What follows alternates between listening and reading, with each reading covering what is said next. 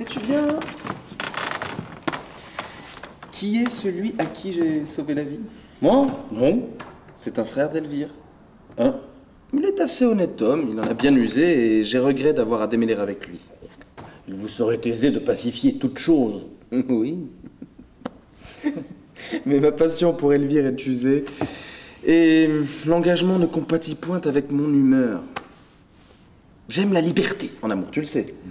Et je ne saurais me résoudre à renfermer mon cœur entre quatre murailles. Et ce qui est intéressant pour moi, et dans ce que nous demande Gilbert, aussi, c'est que ça parte d'une vraie faille. Que c'est pas un homme qui sait tout, qui a tout compris ou quoi que ce soit, c'est que tout ce dont il va parler vient d'une faille.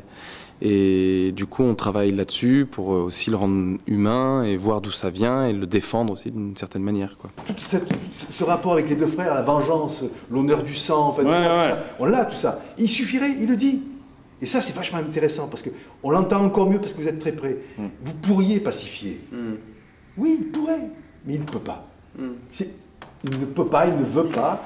Non, il ne le fera pas. Et là, tu as l'acte qui arrive derrière, le quatrième acte qui va arriver, et puis le cinquième, tu vois, qui sont une espèce... Parce que ça commence à partir, tu vois. Ce qui m'intéresserait, moi, en tout cas, c'est que ça soit quelqu'un d'assez border, quoi, qui va vraiment toucher toutes les limites. Donc, en rupture et en questionnement permanent.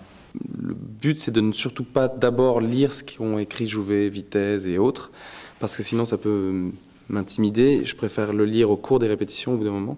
Donc dans la préparation, j'essaie de le rapprocher de moi, en fait. Qu'est-ce que je comprends de lui et qu'est-ce que je peux apporter à cette...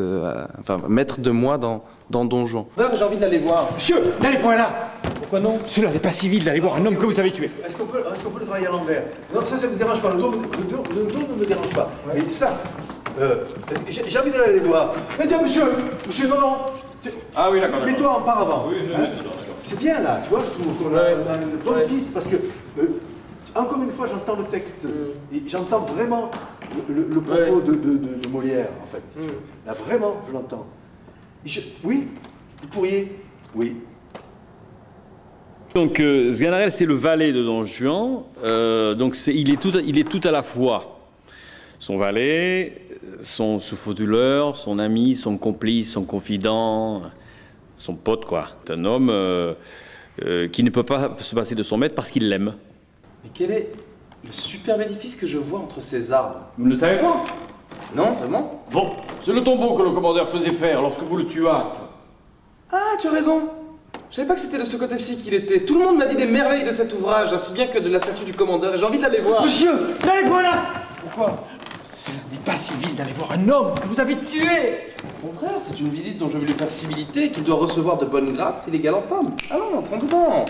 Évidemment, il transgresse les règles de l'Église, il ne croit pas à la médecine tour à tour, tout ça, c'est vrai. Mais c'est assez plaisant de vivre avec un homme qui se déplace comme ça, qui a une vie un peu fantasque, malgré tout. Et s'il n'était pas empêché par ses croyances, sa superstition et par la religion, ça lui plairait assez. Il le dit, d'ailleurs, à un moment dans le texte. Oh, que cela est beau.